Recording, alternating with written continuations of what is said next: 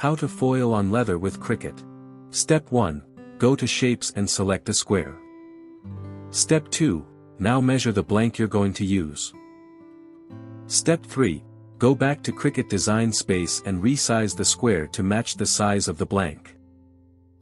Step 4. Click on Text, click on Font drop-down, then search and select a font to use.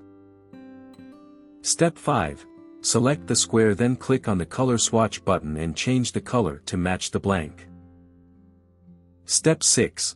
Select the text box, then type in an initial to use. Step 7. Then drag the initial on top of the square. Step 8. With the initial selected, click the Color Swatch button and change the color. Step 9.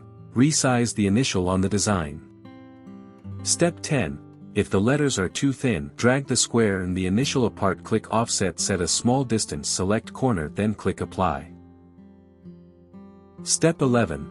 Drag the initial and the offset apart and zoom out the design. Step 12. With the initial selected, go to the Layers panel and click on the Hide icon. Step 13. Place the offset design on the square, then resize and reposition it. Step 14. Now go over to the Layers panel and hide the square.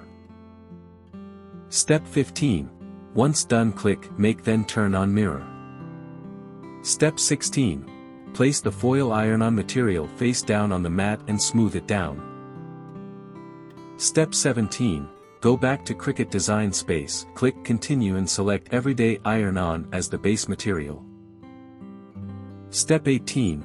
Load the mat into the machine and start cutting. Step 19.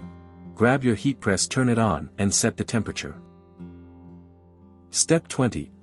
Once it's done cutting, unload the mat and cut out the design from the material. Step 21. Now go ahead and weed out the design, then peel off the material from the mat. Step 22. Trim off the design from the material. Step 23.